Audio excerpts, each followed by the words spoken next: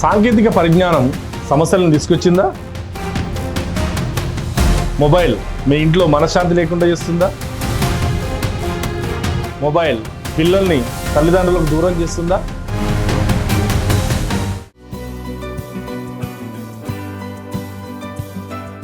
నమస్తే, మీరు చూస్తుంది యువతరంగం. ఇది సమాజ అంతరంగం. సాంకేతిక పరిజ్ఞానం అభివృద్ధి చెంది మొబైల్ అరచేతిలో ప్రపంచాన్ని చూపిస్తూ వచ్చింది.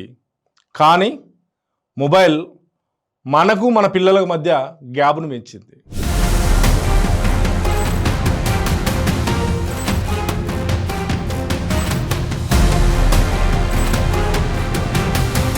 మొబైల్ మనకు మన కుటుంబం మధ్య గ్యాప్ను పెంచింది. భార్యాభర్తల మధ్య గ్యాప్ను పెంచింది. తల్లిదండ్రులకు పిల్లల మధ్య గ్యాప్ను పెంచింది. పిల్లలకు పిల్లల మధ్య కూడా గ్యాప్ను పెంచింది. ఆరు బయట ప్రశాంతంగా ఆడుకోవాల్సినటువంటివి పిల్లలు 6 అంగుళాల స్క్రీన్కే పరిమితం అవుతారు. ఆ 6 అంగుళాల స్క్రీన్ను గంటల తరబడి చూస్తున్నారు. ఆ గంటల తరబడి ఏం చూస్తున్నారో అర్థం కావడం లేదు.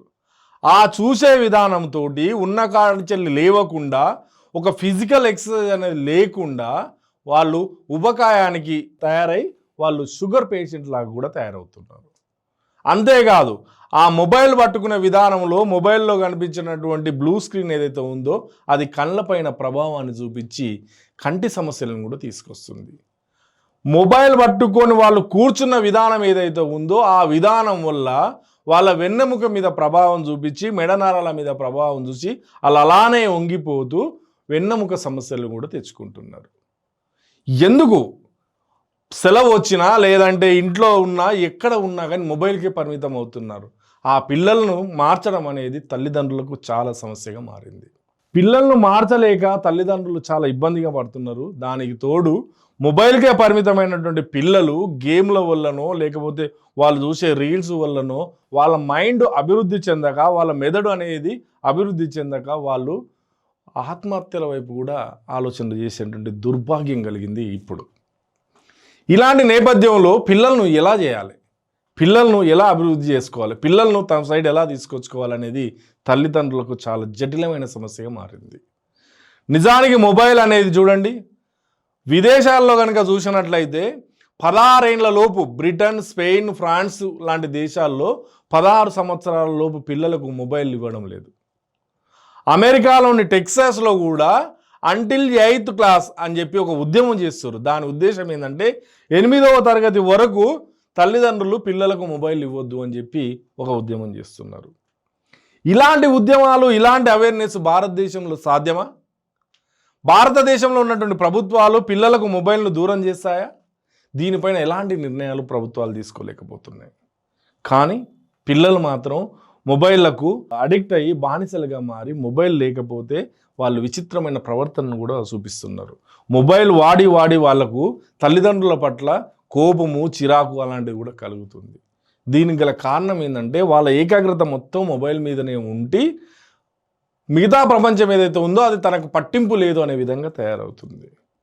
ఈవెన్ సైకియాట్రిస్టులు కూడా చెప్తున్నారు, పిల్లలు మొబైల్కు అడిక్ట్గా మారడం వల్ల వాళ్ళ ఆలోచన ధోరణులు చాలా విపరీతంగా మారుతున్నాయి. అసలు తల్లిదండ్రులు పిల్లలు అన్నం తినడానికి ఏదో ఆటబొమ్మగా చూపించడం అలవాటు చేసిర్రు. కానీ 1 నుంచి 5 ఏళ్ల లోపు పిల్లల్లో వాళ్ళ మెదడు అభివృద్ధి చెందడానికి చాలా గొప్ప స్టేజ్ అది.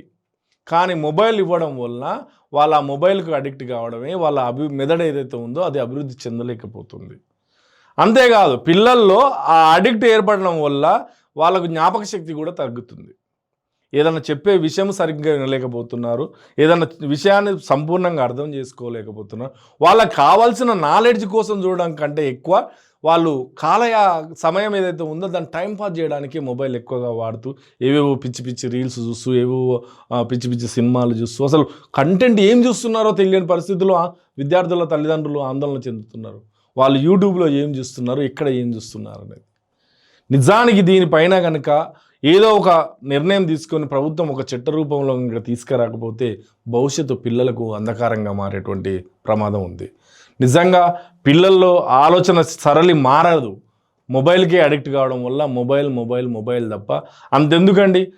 చిన్నప్పుడు బాల్యం ఉంటే ఎండాకాలం సెలవులు వచ్చినాయంటే అమ్మమ్మ ఇంటికో నానమ్మ ఇంటికో పోయి ప్రకృతిలో తోటల మధ్యనో పొలాల మధ్యనో లేదంటే తాడి చెట్ల పంటి పోయి ముంజలు తినడమో ఇలాంటివి ఏవైనా అటువంటి అలవాట్లు ఉండేవి. ఇప్పుడు పల్లెటూరికి వెళ్ళినా కానీ ప్రకృతిని ఆస్వాదిస్తలేరు, మొబైల్కి పరిమితం అవుతారు. పల్లెటూరికి వెళ్ళినా కానీ వాళ్ళు మొబైల్ పట్టుకుంటూ ఆ నానమ్మ అమ్మమ్మ చెప్పేటువంటి కథలు కూడా వినలేకపోతున్నారు.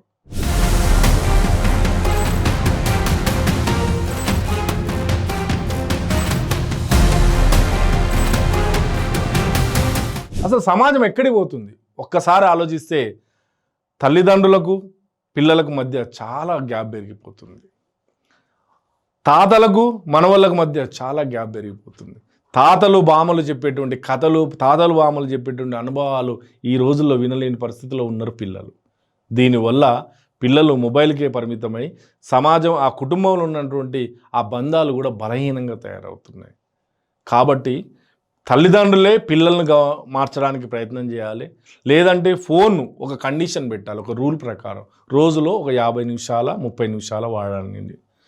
లేదంటే ఊరికో లేకపోతే వీకెండ్స్ ఎక్కడన్నా బయటికి వెళ్తున్నప్పుడు నో మొబైల్ అనేటువంటి ఒక రూల్ పెట్టుకోవాలి, కండిషన్ పెట్టుకోవాలి. కాలేజీకి వెళ్ళినా స్కూల్కి వెళ్ళినా మొబైల్ అనేది వాడొద్దు అనేది కండిషన్ పెట్టాలి. ఇలాంటి అవేర్నెస్ రానంత వరకు పిల్లల్లో ఈ ఆరోగ్య సమస్యలతో పాటు మానసిక సమస్యలు కూడా చాలా పెరిగిపోయే ప్రమాదం ఉంది. కాబట్టి అందరూ తల్లిదండ్రులు ఆలోచన చేయండి.